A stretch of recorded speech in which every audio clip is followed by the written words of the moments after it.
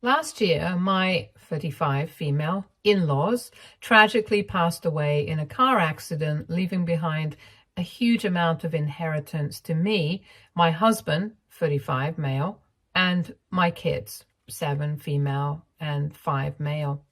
My father-in-law had his own business, and my mother-in-law was a lawyer throughout their lives. They always saved up every penny they could. My husband and I earn enough to live a very comfortable life, so we plan to spend the money on our kids' education and future. But when my parents got to know about the inheritance, they made other plans. My parents got to know about the inheritance at my in-laws' funeral, and they approached me right after all the guests left and demanded I share the inheritance and split it in half with my sister, Maya, 37 female. According to them, she deserved a break after her terrible divorce, but she could not pay for it herself because she did not have a job. So as her sister, I should pay for her vacation. Growing up, Maya was always the golden child, and she was always a straight A student, always participating and winning every competition, and she had like a million friends. I, on the other hand, barely ever participated in anything. I always kept to myself, but I was also a straight A student. Even though I never really cared about any of this, one thing that made me a little sad was the fact that our parents always preferred her over me. Before Maya, my mother had 3 miscarriages, and she was told by the doctors that she might not be able to carry her own kids. But eventually, she got pregnant again, and she gave birth to Maya. She became the miracle baby who finally made them parents, and by the time I came along, they did not care that much anymore. They already had their perfect daughter. I spent a lot of my childhood comparing myself to her and trying to be like her.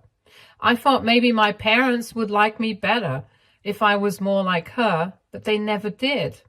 Whenever I scored the highest in class, they would just say something like, "Oh, good job."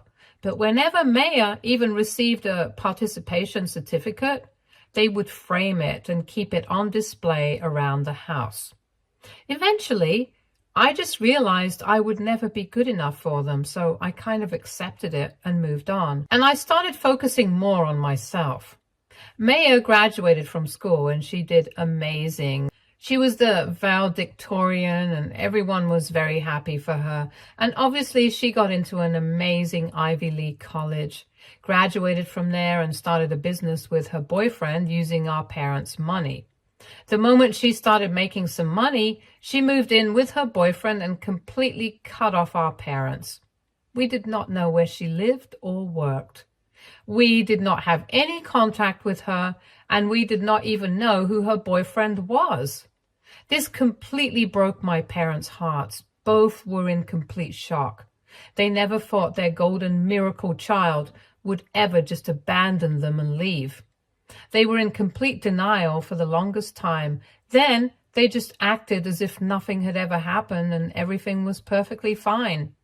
2 years after this, Maya returned and our parents were overjoyed that their daughter was back. But that was only momentary. A few days after her return, she sat down with our parents and asked them to lend her some money for her business. She promised she would pay them back, and they gave her way more than she asked for. Everyone was happy, but then the next day, Maya was gone again. Over the years, we heard stuff about Maya, but she never reached out to us, never called, never even sent a postcard. But last year, after 15 years of no contact whatsoever, she showed up unannounced to our parents' house. They were shocked to see her, but they let her in and she told them about whatever happened in all those years. She got married to her boyfriend and the business was going really well at first. They were making a lot of money, but eventually the business failed for whatever reasons, and both she and her husband were jobless and they grew distant over time. Apparently, he started spending his nights at bars with his friends and she was always left alone at the house. And she ended up cheating on her husband with one of his friends, which resulted in a nasty divorce and a lot of drama. She came back because she did not have any money or a job or a place to crash, and she was hoping she could move in with our parents again. Without giving it a second thought, they let her move back in after she had been gone for 15 years, and honestly, I was not even surprised. Then, at my in-laws' funeral, they asked me to give her half of our inheritance because she deserved a break after her divorce, and she could not pay for her vacation because she was broke and had no source of income. I laughed at their faces and I refused to give her anything. I let them know that the money we received was completely for our kids, and if they have a problem with that, then it is just too bad. My mother screamed at me and said things like, I owe them this because they raised me and they looked after me all my life, and if I did not give Mayim the money, they would completely cut me and my family off. And so they did. I do not care that they cut me off, but I genuinely feel very bad for my kids because they love their grandparents. But there was really nothing that could be done. Around 6 months after this incident, I received a phone call from my mother, and I figured that she was calling about my sister, so I did not bother to pick up the call. The next day, I received a call from my father, which was extremely confusing because he has almost never called me unless it was an emergency. So I picked up the call, and without wasting a second, he went on talking about how Maya got a new boyfriend and she took a lot of money from them, left their house, and cut off all contact with them again.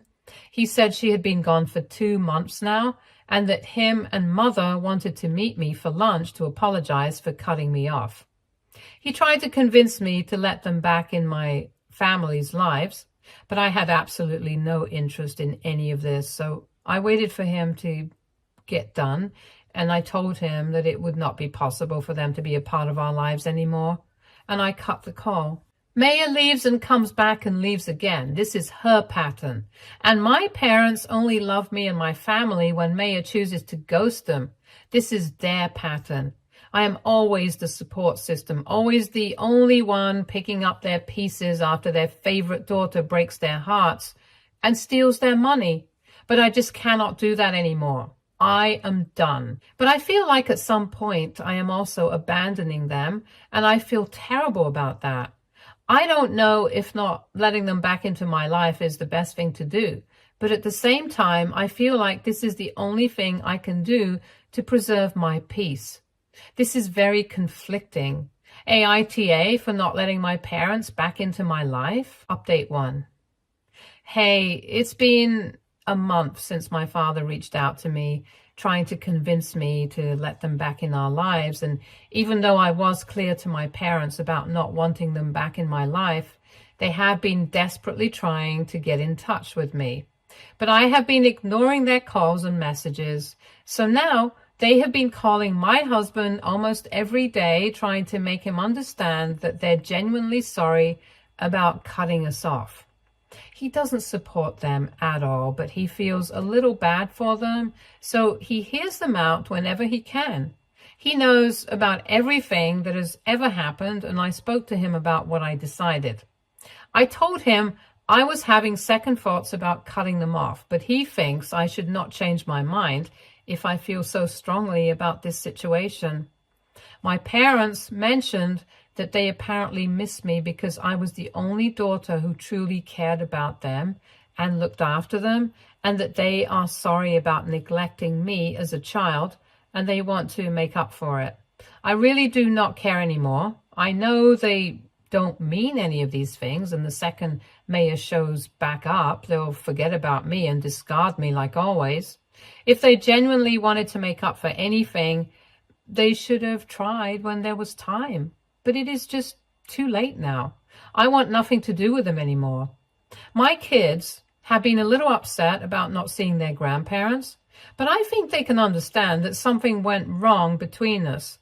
I would not mind if my kids eventually want to have a relationship with their grandparents, but as of now, I prefer having no contact with them. I need this time to process everything and decide what to do next. Update 2. Hi, it's been almost 4 months since my parents reached out to me trying to convince me to let them back into our lives. And it has been a while since my husband stopped picking up my parents' calls, but they never stopped trying. Every time they call, my kids ask me why we do not get to meet grandma and grandpa anymore, and I never really know what to say to them. I finally broke down and picked up my mother's call the other day. I heard her crying over the phone. She somehow managed to catch her breath and told me how much she misses me and my kids. I kind of felt bad for her after hearing her crying voice. I agreed to meet her and my father over lunch at a nearby restaurant. I met them the next day, and they were almost too sweet. They had never been this sweet or friendly with me. I was expecting screaming, crying, blaming, and a lot of cursing, but to my surprise, that is not how our conversation went. My father apologized for everything that has happened to date. He said he felt terrible about neglecting me and that he understands he should have been a better father to me, and my mother was mostly quiet throughout the lunch, which was very out of character for her. All she said was that she was sorry for everything and that she should have prioritized me more. The rest of the lunch was a little awkward with my parents trying to be extremely sweet and nice to me, but every bit of it felt fake. I could not shake off the feeling that they would run away the second Maya returned, so my mind was already made. Before leaving, they asked me if I would be reconsidering letting them back into my life, and I told them that I would not. They did not say anything else and left.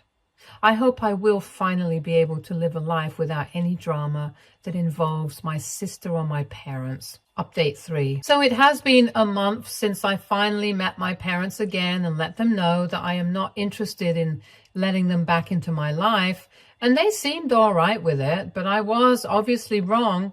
When I told them I did not want them back in my life, they heard if they tried hard enough, I would let them right back in. They have been constantly calling me and my husband. We have blocked them everywhere, and they have new numbers to call us with. I got tired of this constant annoyance, and I picked up my mother's call and told her that I was not interested in having them back in my life for now. I told her I needed some space and time to think, and I would contact them when I was ready to talk. And in the meantime, they should not try to reach out to me unless it was an emergency. I also warned her that if they do not stop bothering me and my family like this, I will file a restraining order against them, which finally made them stop calling us all the time. My kids do not ask about them anymore. I think they understood that I got a little upset every time they spoke about them, so they stopped. To be honest, I miss them.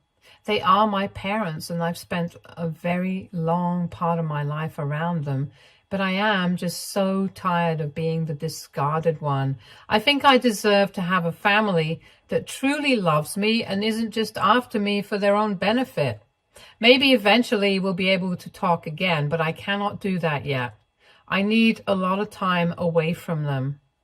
Also, many of you wanted to know about my relationship with Maya. Well, we were never close, but she was my older sister, so I always looked up to her. As a kid, she was this huge deal for me. She was perfect in my eyes as well. I wanted to be like her. I used to copy everything she did for the longest time. I admired her, but she did not like me that much. She always tried to make me feel terrible about myself. Every time I felt good or even all right about something, she was there to make me feel terrible about myself. She would always remind me that I was ugly, I had acne, I was unpopular, and that I would never be able to match up to her. And every time I told my mother about whatever Maya said to me, she would just laugh it off by saying something like, "Oh, she's just your sister. She doesn't mean it. She's just joking." Maybe she was joking. Maybe that's just what siblings do. But what about the part where it hurt me? The person I looked up to and admired so much always said such terrible things to me. All of this was still fine, but she made out with my first boyfriend, and that ruined every speckle of love and admiration I had towards her. I was 14 When I got my first boyfriend, Maya was 16. He came over one day and she was there as well. I went to the kitchen to do something and came back to catch them making out on the couch. I was very angry at him, but that was not the worst part. My very own sister broke my heart into a million pieces. Why would she do that to her youngest sister? And it did not stop there. Whenever I liked a boy, she needed to get with that guy. And every time I had a boyfriend, she made passes at them.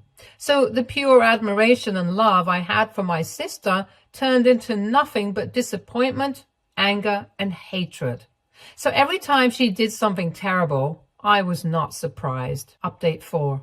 Hi, it has been 3 weeks since I last spoke to my mother, and I was honestly so dumb thinking she would understand what I meant by emergency. So last night, as we were about to sit for dinner, someone rang the bell. We weren't expecting anyone, so we were confused. My husband got up and opened the door, and he called out to me. I went up to the door, and there my parents were, and so was Maya. My father was holding a bottle of wine, my mother was carrying some food, and Maya was just standing there.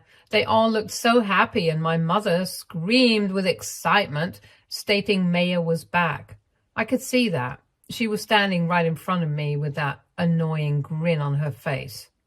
They invited themselves in and headed right towards the dining hall. I kind of just froze right in front of the main door because I could not understand what just happened. After a few seconds, I followed them into the dining hall, and I saw my parents hugging my kids, who seemed a little uncomfortable. I stopped my parents and took the kids upstairs to their rooms and asked them to play with their toys for now, and I told them I would take them downstairs for dinner in a while.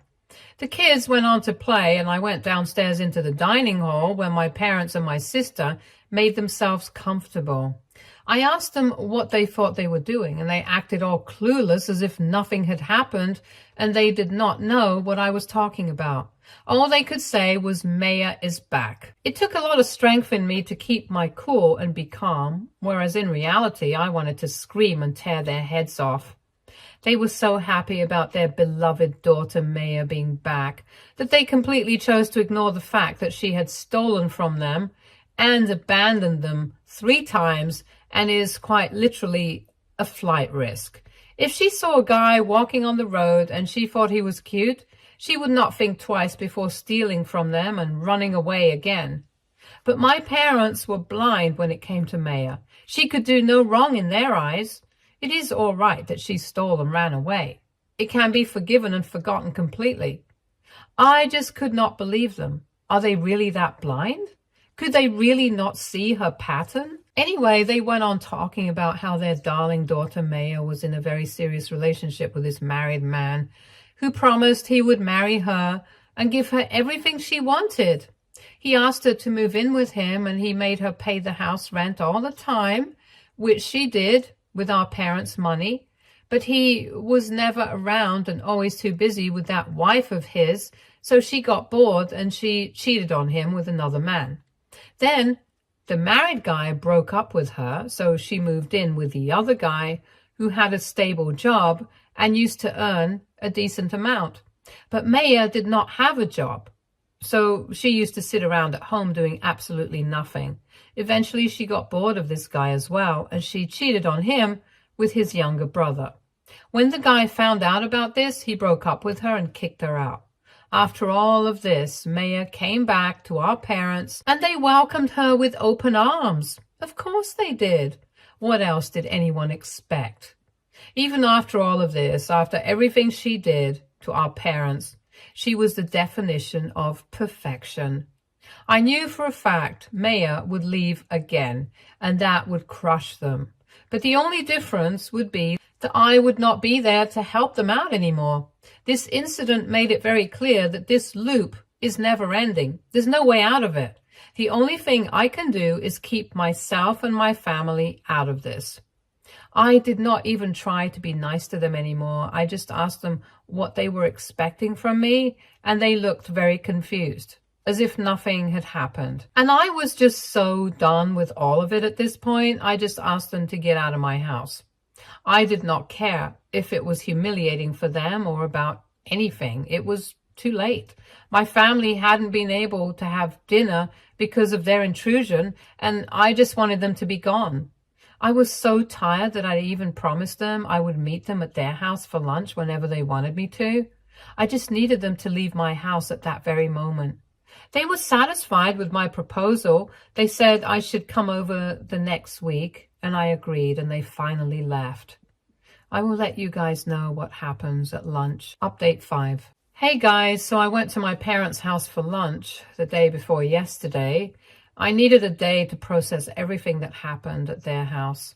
So I somehow dragged myself out and drove myself to their house. I went in, sat down in the living room, and Maya sat right in front of me.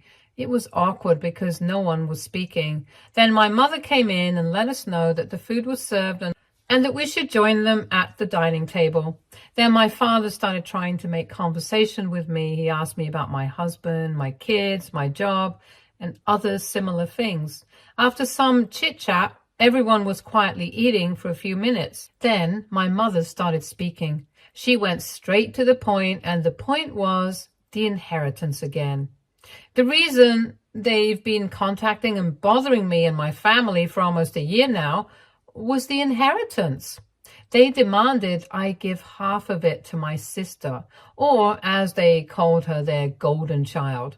According to them, my sister deserves that money. She has been through hell, and the only way she would feel better is if she got half of the inheritance. I reminded them that the inheritance is being kept for the kids and their future. It will be used for their education and whatever else they require. I also said that my sister did not deserve the money at all. And on top of that, she did not even know my in-laws, let alone deserve their hard-earned money. My mother just said that it doesn't really matter, and Maya did not need to know them to get their money.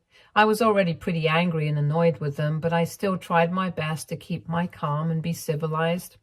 I reminded them again that the money was for the kids, and me and my husband would use it for their schools, colleges, and whatever else they needed.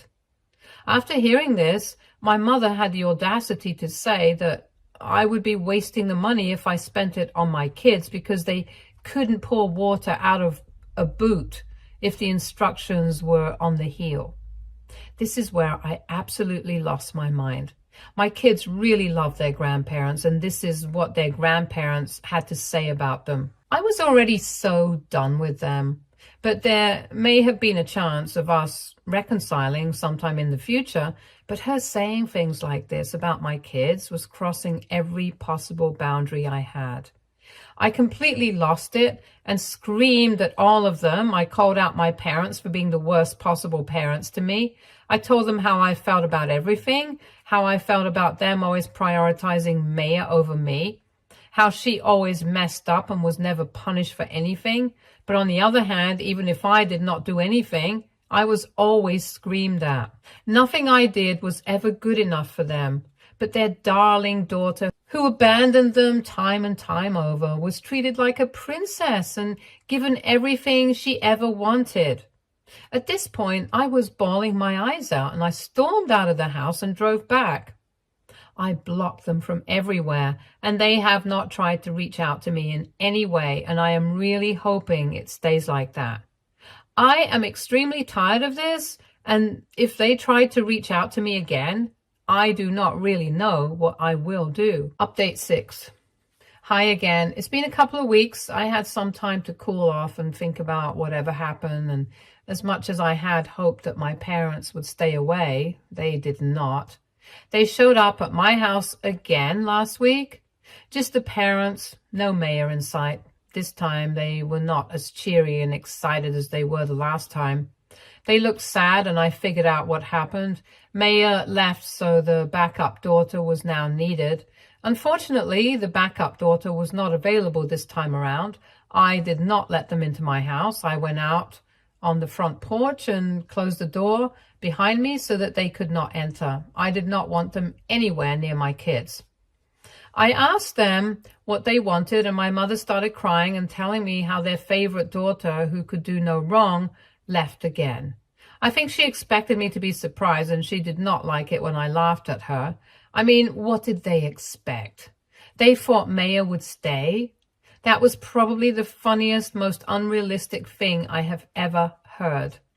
My mother could not tolerate my behavior and started screaming. She forgot that she was not inside the house, and she said all sorts of things. She blamed me for Maya running away. I asked her what she meant, and she said if I had just shared the inheritance in half and let her have her much-needed break, she would still be here, living with them, and they would be the happy family they always wanted to be. This made me laugh even more. I asked her what she thought Maya would have done with so much money. Did she think her favorite daughter would have used that money to make their lives easier in any way? Because anyone who has even heard of her would be able to guess that she would have taken that money and she would have never returned or even looked back. While my mother was screaming and crying and blaming me for everything, my father was just standing there with a sad face. Throughout this whole thing, he did not utter a single word. He kept staring at the ground. After my mother was done rambling on about everything, he spoke up. To my surprise, he said he was done waiting for Maya and that he realized that there was nothing I or anyone could have done that would make her stay back. Every time she got a guy, she ran away with them and he was done taking her in. He said the only reason he kept letting her come back and live with them was because my mother always begged him to do so. She always reminded him about the fact that Maya was their first child, the one who made them parents. But I did not believe a word he said. Even if this was what happened, he always seemed overjoyed by the fact that Maya was back. And he never tried to stop my mother from demanding that I give up half of the inheritance to her. I told him I didn't believe him, and he looked disappointed by that. After everything that has gone down, how am I supposed to believe any of these things? They don't make any sense. If he was so against it, he could have spoken up about it. He could have stood up for me.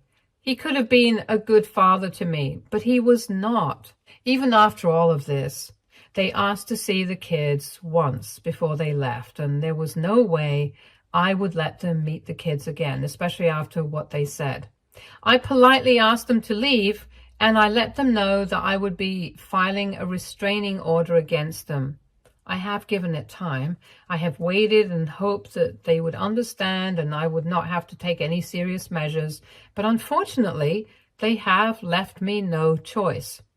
I have already filed a restraining order now. I finally feel like this huge weight has been lifted off of me. Sure, I feel a little sad about this, but I have had enough of all this. This was the only way I could have brought peace to me and my family. Stay tuned for more stories from Argo Relationships.